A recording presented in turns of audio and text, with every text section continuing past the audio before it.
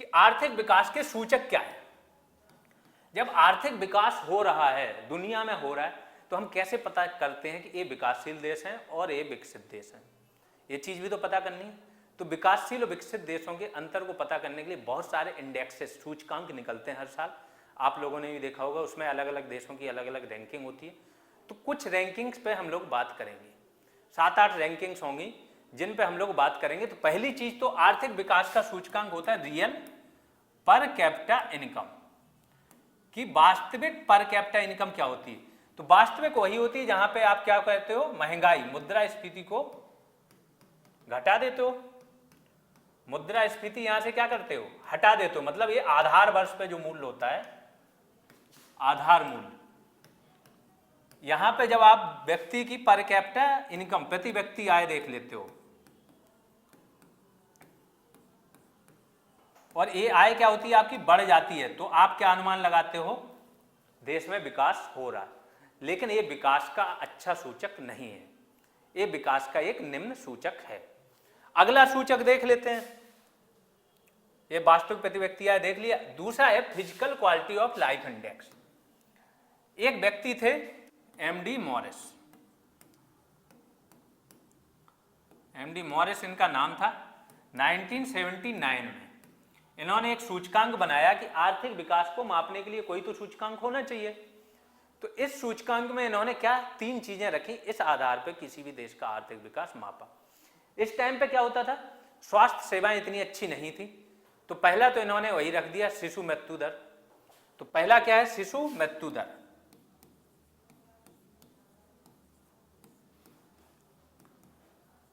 शिशु मृत्यु दर अगर बहुत ज्यादा है तो विकास नहीं हुआ।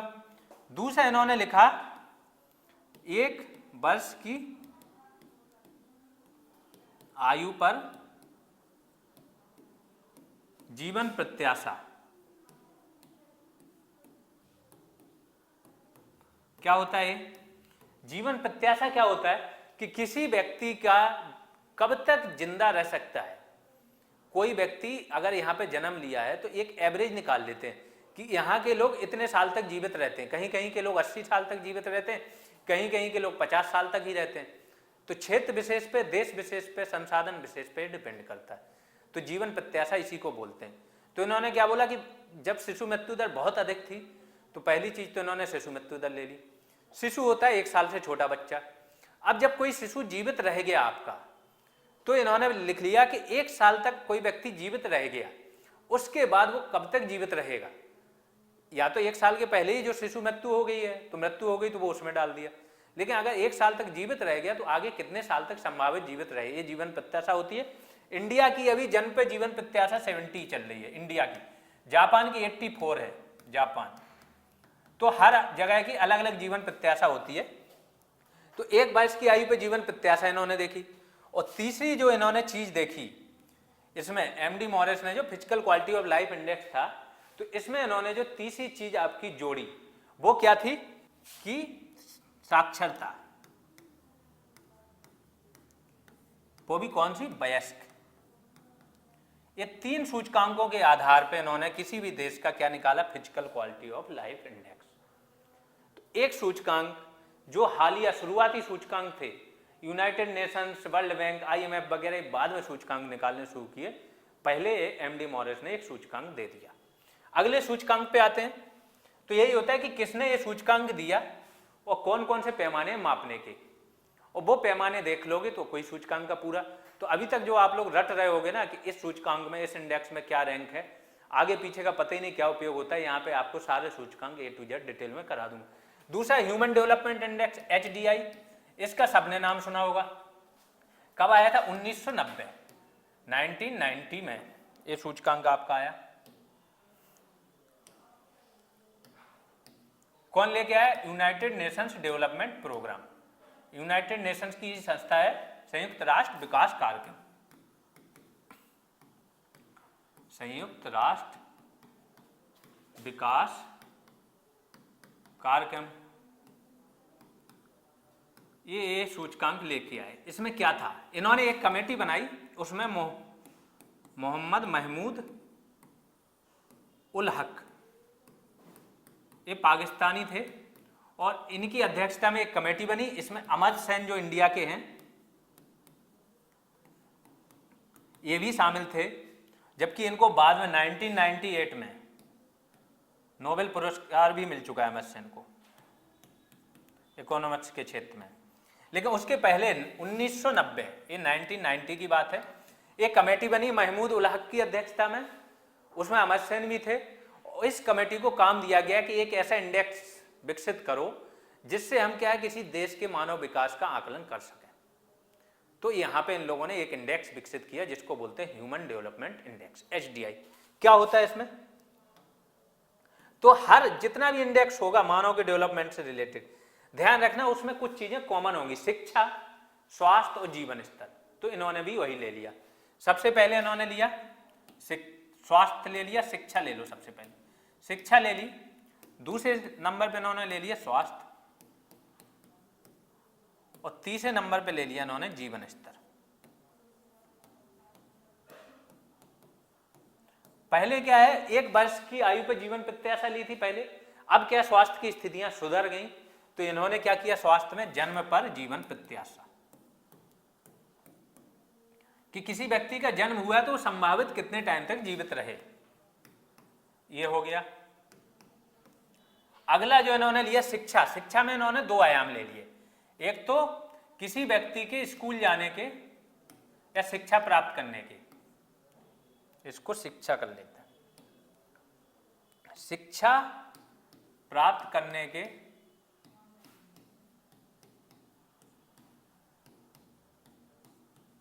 औसत वर्ष, और अगला ले लिया इन्होंने शिक्षा प्राप्त करने के संभावित वर्ष, संभावित वर्ष। इसका क्या मतलब हुआ? इसका मतलब हुआ कि 25 साल तक का जो व्यक्ति हो चुका है वो औसत कितने साल तक शिक्षा प्राप्त कर रहा है, तो वो औसत वर्ष में आ जाएगा। दूसरा मतलब है कि व्यक्ति 0 से 25 साल के बीच में है और वो संभावित कितने वर्ष तक शिक्षा प्राप्त कर सकता है, यहाँ पे संभावनाएं जताएंगे। तो शिक्षा के क्षेत्र में 2 आयाम ले लिए इन्होंने, और सबका वेटेज 1/3 है, इसका भी 1/3, इसका भी 1/3 और इसका भी 1/3।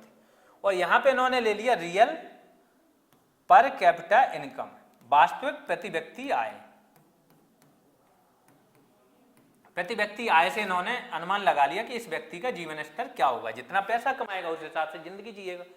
ये 3 आयामों से आपका क्या निकल गया, HDI, ह्यूमन डेवलपमेंट इंडेक्स। तो ये है आपका ह्यूमन डेवलपमेंट इंडेक्स, 1990 में आया है। इसमें भी क्या करते हैं, थोड़ा सा और डिटेल में जाओ तो 2 टाइप के मान होते हैं आपके। एक होता है वास्तविक मान, किसी भी इंडेक्स का वास्तविक मान आया जो आपके 3 आयाम हैं। वास्तविक मान लॉगरिथम, इसका ln ले लेते हैं, माइनस के निम्न मान, निम्नतम मान, मिनिमम जिसको बोलते हैं, निम्नतम मान अपॉन सब में ln लगा दो, अधिकतम मान माइनस के निम्नतम मान। ये आपका क्या हो गया, HDI निकालने का फॉर्मूला है, इसके जरूरत नहीं पड़ता है, उतना ही पड़ता है। इंडिया का HDI 0.642 था इसके पहले। HDI इंडेक्स में इंडिया की रैंक इस साल 132 हो गई, इसके पहले 130 थी और उसके पहले इंडिया की 131 थी। तो ये ध्यान रखना, इंडिया की रैंक 130 के आसपास झूलती रहती है। जो स्कैंडिनेवियन कंट्री हैं आपके, नॉर्वे, स्वीडन, फिनलैंड, ये टॉप 5 में रहते हैं आपके स्कैंडिनेवियन कंट्री। दुनिया के 50 देश ऐसे हैं, 51 देश सॉरी, दुनिया के टोटल 51 देश ऐसे हैं जिनका HDI 8 से ज्यादा है, 0.8 से ज्यादा है। 1 हो जाएगा तो HDI समझो पूरा हो गया। अगर किसी का HDI 1 है तो उसमें हर चीज कंप्लीट हो गई, उससे ऊपर हो ही नहीं सकती। तो 1 तो नहीं होता है, लेकिन 0.8 से ऊपर 51 देश ऐसे हैं, इनको बोलते हैं उच्च मानव विकास वाले देश या विकसित देश। ये HDI की पूरी आपकी कहानी है। अगला इंडेक्स देख लेते हैं, मल्टी डायमेंशनल पॉवर्टी इंडेक्स। एक इंडेक्स ये आया, इसको भी किसने विकसित किया, UNDP plus Oxford poverty and human development initiative. इसने विकसित किया किसको? MDP, multi dimensional poverty index. इसके बारे में अभी एक रिपोर्ट आई थी, कई बार डोनाल्ड ट्रंप ने इसका बहुत बार जिक्र किया। एक रिपोर्ट आई थी कि 2005 और 2006 से 2015-16 तक इंडिया ने अपने 271 मिलियन लोगों को MDP से क्या निकाला, बाहर निकाला। ट्रंप इसकी बहुत बड़ाई करते थे। तो क्या निकाला? इस पॉवर्टी में थे MDP, इसमें से 27 करोड़ लोग पिछले 10 साल में बाहर आए थे 2015-16 तक। तो ये क्या था, इसके बारे में चर्चा करते हैं कि इसमें है क्या MDP में मेनली। तो MDP के कुछ सूचकांक हैं, टोटल 3 सूचकांक ही होंगे, ये ध्यान रखना। शिक्षा, स्वास्थ्य और जीवन स्तर, सूचकांक 3 ही होंगे। लेकिन इनके अंदर 6 आयाम इन्होंने जीवन स्तर के कर दिए, 1 2 3 4। इसके बाद स्वास्थ्य के इन्होंने 2 आयाम कर दिए, और शिक्षा के भी इन्होंने क्या कर दिए, 2 आयाम। क्या कर दिए शिक्षा में? बाल नामांकन और स्कूल जाने के वर्ष।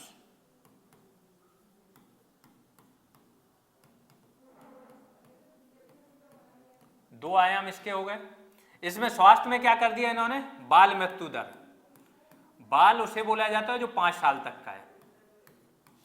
और दूसरा आयाम इन्होंने कर दिया पोषण। तो स्वास्थ्य के 2 आयाम हो गए, सबका वेटेज 1/3 ही है, 1/3 1/3 1/3। अब जब इनके 2 पार्ट हैं तो 1/3 इंटू 1/2 हो जाएगा। इसके भी 2 पार्ट हैं तो 1/2 इंटू 1/3। इसके 6 पार्ट हैं तो 1/6 इंटू 1/3। तो एक एक पार्ट का ये वेटेज आ गया। अब जीवन स्तर में इन्होंने 6 पॉइंट दे दिए। पहला दे दिया आवास, लोगों के पास घर है कि नहीं है। दूसरा दे दिया आवास है तो वहां पे पेयजल है। जब पेयजल होगी तो स्वच्छता देखेंगे कि टॉयलेट वगैरह स्वच्छता है कि नहीं है। इसलिए मोदी गवर्नमेंट ये सारी चीजें चला रही है। अभी पानी के लिए हर घर नल से जल चल रहा है, उसके पहले स्वच्छ भारत मिशन चला था। इसके ये जब 3 चीजें आपकी देख ली तो फिर देखे बिजली है, फिर देखे खाद्य ईंधन, जो भोजन पकाने के लिए ईंधन, भोजन पकाने हेतु ईंधन, ये है कि नहीं है। और आखिरी जो देखें कुछ संपत्ति जैसे रेडियो, टीवी, संचार के साधन, ये सारी चीजें, बाइक आइक, ये है कि नहीं।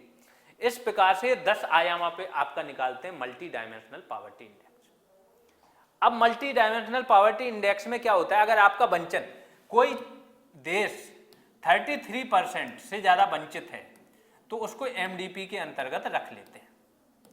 इंडिया में पहले 51% थी 2005-06 के आसपास MDP। तो इस प्रकार से ये सारा MDP का डेटा है। UNDP plus OP, Oxford poverty and human development initiative, ये मिलके ऑक्सफोर्ड जो विश्वविद्यालय उसी का एक बना हुआ है, वो मिलके इस इंडेक्स को निकालते हैं। क्या क्या आयाम है आपके सामने, सारे आयाम कैसे निकालते हैं, और यहाँ पे आपका MDP समाप्त होता है। अगला देख लेते हैं। अगला इंडेक्स क्या है? Global gender gap index. इसके बारे में सब लोग इंडेक्स रट लेते होंगे, है ना। इंडिया की सबसे पहले 128 रैंक थी, 112 रैंक थी आज से 2 साल पहले। इसके 112 से 140 पे पहुंचे और अभी इस टाइम 135 पे है। इसी में कौन निकालता है? World economic forum, WEF। इसमें याद रखना आइसलैंड करके एक कंट्री है, हमेशा टॉप पे रहती है पिछले 8-9 साल से। वर्ल्ड इकोनॉमिक फोरम इसको निकालता है। जेंडर गैप की बात हो रही है, लैंगिक अंतराल की बात हो रही है, तो महिलाओं के बारे में बात हो रही होगी। तो इसमें क्या क्या है? 4 आयाम है इसके। पहला आयाम क्या है? स्वास्थ्य, जो मैंने बोला कि आयाम वही रहेंगे, 1-2 आयाम जुड़ जाएंगे। स्वास्थ्य तथा उत्तरजीविता,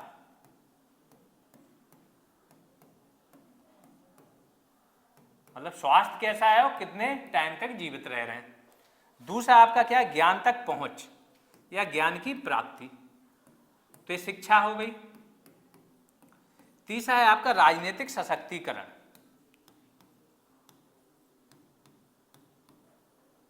सशक्तिकरण। और चौथा है आपका इकोनॉमिक पार्टिसिपेशन। पार्टिसिपेशन मतलब आर्थिक भागीदारी, कि किसी देश की आर्थिक भागीदारी, महिलाओं की आर्थिक भागीदारी किसी देश में कितनी है, उस हिसाब से। अब एक आपको फैक्ट बताता हूं, जैसे मैंने बताया ना, इस टाइम क्या चल रहा है 2022 का जो इंडेक्स आया था, इंडिया की रैंक है 135। 2021 में कितनी थी? 2021 में हो गई थी 140। उसके पहले 2020 में इंडिया की रैंक थी 112, 28 अंक सीधी बढ़ गई थी। क्यों बढ़ गई थी उस पर आते हैं कि राजनीतिक जो भागीदारी थी पहले, जो महिलाएं थी आपकी संसद में, लोकसभा में या मंत्रालय में, सुषमा स्वराज वगैरह थी, वो उस टाइम पे 23% थी, जो इसकी पहले की 2019 तक लोकसभा थी, और बाद में ये 9% पे आ गई थी। तो एक सूचकांक में तो यहां हम बुरी तरह से नीचे आ गए थे। तो वन ऑफ द रीजन ये था कि हम उसमें हमारी रैंक गिर गई थी। इस टाइम की जो लोकसभा चल रही है आपकी, उसमें महिलाओं की भागीदारी कितनी, 9% के आसपास है, 9.1%। और जो उसकी पिछली वाली लोकसभा थी, जो 2014 से 2019 तक थी, उसमें महिलाओं की भागीदारी कितने परसेंट थी आपकी, 23%। ये चार मैंने बता दी आयाम। कौन देता है, टॉप पे कौन रहता है, इंडिया की क्या रैंक थी, सारी चीजें क्लियर हो गई। यहां से आपका ये इंडेक्स क्लियर हो गया। अगले इंडेक्स पे आते हैं। ये सारे सब आर्थिक विकास के क्या है, सूचक हैं। ये बताते हैं कि इस देश ने क्या विकास किया है, किस किस क्षेत्रों में क्या रैंकिंग है, तो दुनिया में ये देश कहां खड़ा है। अगला है ग्लोबल हंगर इंडेक्स, भूख वैश्विक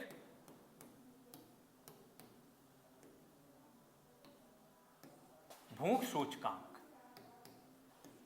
दुनिया की भूख की स्थिति ये बताता है। बेलारूस करके एक देश है, वो इसमें टॉप पे है, मतलब वहां जीरो भूख है। चीन में भी जीरो भूख है। तो ग्लोबल हंगर इंडेक्स में इंडिया की इस टाइम रैंकिंग कितनी है, 101।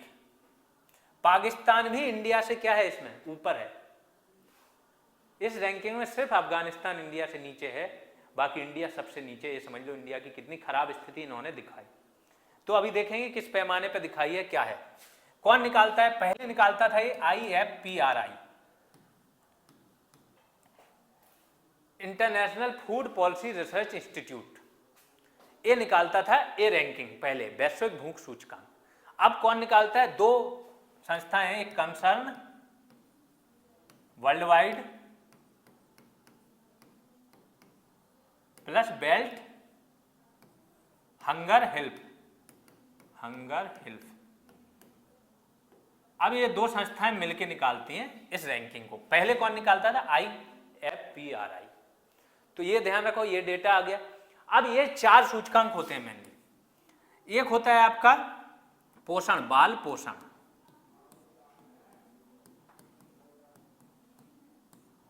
दूसरा होता है आपका बाल मृत्यु। बाल जहां बालकों की बात हो रही है वहां समझ लेना 5 साल तक के, तो बाल मृत्यु दर। तीसरा जो आपका सूचकांक होता है, वो सूचकांक होता है जिसको बोलते हैं चाइल्ड स्टंटिंग। कुछ शब्द इकोनॉमिक्स में आपको इंग्लिश में ही ज़्यादा बेटर रहेंगे, हिंदी में आपको समझ में नहीं आएंगे। तो उनको मैं कोशिश करूँ कि उनकी भावनाओं को समझ लो, उसके भावार्थ को समझ लो, बाकी इंग्लिश में ही पढ़ लो। और आखिरी है आपका चाइल्ड वेस्टिंग।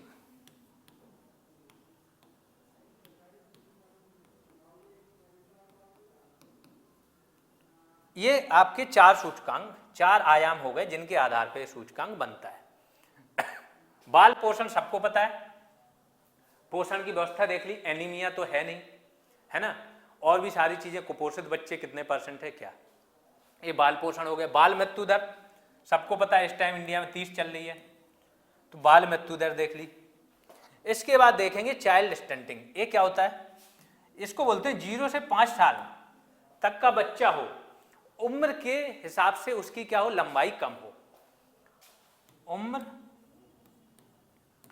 के हिसाब से लंबाई कम, ये क्या आ गया, चाइल्ड स्टंटिंग। अब ये क्या होता है चाइल्ड वेस्टिंग, ये क्या होता है 0 से 5 साल का बच्चा जो उसकी लंबाई हो, लंबाई के हिसाब से उसका वजन कम हो, लंबाई के अनुपात में वजन कम हो, तो वजन कम हुआ तो चाइल्ड वेस्टिंग हो गया, और उम्र के हिसाब से लंबाई कम हो तो क्या हो गया आपका चाइल्ड स्टंटिंग हो गया। इस प्रकार से इन 4 पैमानों पे आपका माप लिया जाता है क्या, ग्लोबल हंगर इंडेक्स। इंडिया ने इसलिए इसका विरोध किया कि केवल 5 साल के बच्चों पे तुम यहाँ पे आके ट्राई कर रहे हो और पूरे देश भर की 2-3 हजार लोगों पे तुमने सैंपल लिए, देश की तुम स्थिति दिखा रहे हो, हमको पाकिस्तान से नीचे रख रहे हो। तुमने यहाँ देखा क्या, कोई भूखा नहीं मरता है यहाँ पे, है ना। तो इस प्रकार से आपका हो गया ग्लोबल हंगर इंडेक्स। अगला इंडेक्स देख लेते हैं, ग्रॉस हैप्पीनेस इंडेक्स। अब हैप्पीनेस पे आ गए, ये मनोविज्ञान संबंधी हैप्पीनेस है ना। तो मनोविज्ञान संबंधी इंडेक्स है, जल्दी से देखते हैं। 1972 भूटान देश था, इनके राजा थे जिग्मे सिंगिया वांगचुक। इन्होंने क्या किया, एक happiness index, gross happiness index इन्होंने विकसित किया था 1972 में। क्या विकसित किया इन्होंने, 4 आयाम दिए। सबसे पहले सामाजिक प्लस आर्थिक विकास, सामाजिक कौमा आर्थिक विकास पहला रखा। दूसरा चीज इन्होंने लिखा सुशासन,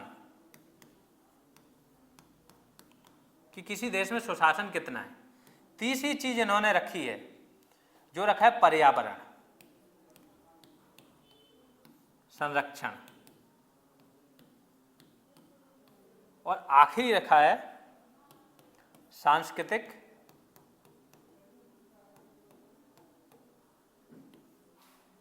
मूल्यों का विकास। सांस्कृतिक मूल्यों आ गया, कला आ गई, धरोहरें आ गई, इनका क्या हुआ विकास। इस प्रकार से इन्होंने एक मनोविज्ञान संबंधी सूचकांक निकाला। ये एक स्टार्टिंग थी, लेकिन अब भूटान को देखो, भूटान ऐसा देश है जो बहुत ज्यादा वृद्धि तरक्की में नहीं पड़ता है। उनका सिंपल सा है, नेचर की गोद में रहो और खुश रहो। और जो अभी अगला आएगा ना ग्लोबल हैप्पीनेस इंडेक्स, उसमें भूटान की रैंकिंग 25 है। तो सोचो, ऐसा देश जो दुनिया का वन ऑफ द गरीब देश माना जाता है, वो 25वें स्थान पे है खुशहाली सूचकांक, और वैश्विक खुशहाली सूचकांक में जो यूनाइटेड नेशंस निकालता है उसमें। क्योंकि इनकी पहले से मानसिकता बनी है। एक संशोधन, एक वो हुआ है motor vehicle act, motor vehicle agreement, MBA हुआ था 4 देशों में, BBIN, बांग्लादेश, भूटान, इंडिया, नेपाल। इन चारों के बीच में एक एग्रीमेंट होके रखा है बहुत सालों से, जो कि मोटर वाहन के लिए है कि हम हाईवे विकसित करेंगे और इन चारों देशों को आपस में जोड़ देंगे, जिससे क्या होगा, अर्थव्यवस्था बहुत तीव्र गति से बढ़ेगी, व्यापार होगा चारों देशों में, है ना। तो क्या होगा, सब देशों का विकास हो जाएगा। लेकिन भूटान इसमें शामिल सिर्फ इसलिए नहीं हो रहा है कि पर्यावरण को क्षति पहुंचाएगा उनके। तो सोचो ये देश वो है। तो ग्रॉस हैप्पीनेस इंडेक्स किसने निकाला, कौन कौन से आयामों पे है, बात हो गई। अगले उस पे आते हैं, वर्ल्ड हैप्पीनेस इंडेक्स देख लेते हैं। इसको कौन निकालता है, यूनाइटेड नेशंस की एक संस्था है, सस्टेनेबल डेवलपमेंट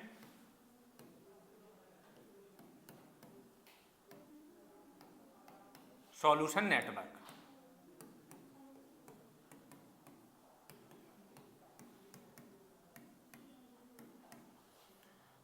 SDSN, ये इसको निकालती है वर्ल्ड हैप्पीनेस इंडेक्स।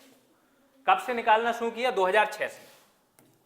हर साल ये क्या करती है, 2012 है शायद, इसको एक बार कंफर्म कर लेना, 2012 से ये रेगुलर निकाल रही है। हर साल वर्ल्ड हैप्पीनेस रिपोर्ट ये जारी करते हैं, इसमें ये निकलता है। क्या होता है, इनमें कुल 6 आयाम होते हैं, उस पर दुनिया की हैप्पीनेस रिपोर्ट निकालते हैं। इंडिया की रैंकिंग भी इसमें क्या है, 139 थी कुछ टाइम पहले, इस टाइम देखना 136 है, और अपडेट हो गई हो तो इस साल का देख लेना, करंट से ये अपडेट होती रहती। इसमें आयाम क्या थे, आयामों पे चर्चा कर लेते हैं क्या है। तो इस इंडेक्स के आयाम 6 आयाम है टोटल। पहला आयाम जो मैंने बोला वो तो स्वास्थ्य होगा, तो क्या होगा, दीर्घकालीन स्वस्थ जीवन, पहला आयाम है दीर्घ एवं स्वस्थ जीवन।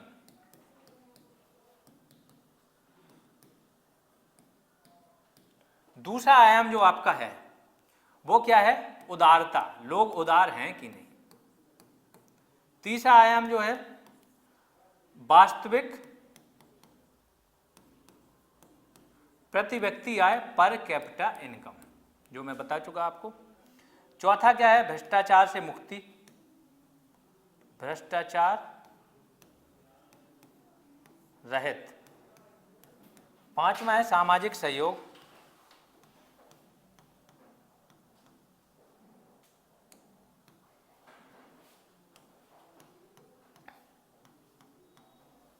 लोग कितना, समाज के लोग कितना सहयोग प्रदान कर रहे हैं।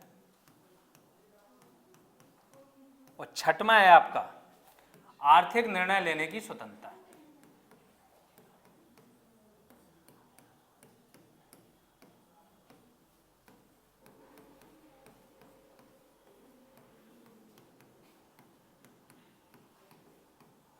इस प्रकार से आपके ये सारे आयाम हो गए हैं वर्ल्ड हैप्पीनेस इंडेक्स में। इन 6 आयामों पे निकलता है। इंडिया की रैंकिंग बताई दी कि इस टाइम 136 के आसपास है, 139 थी इसके पहले।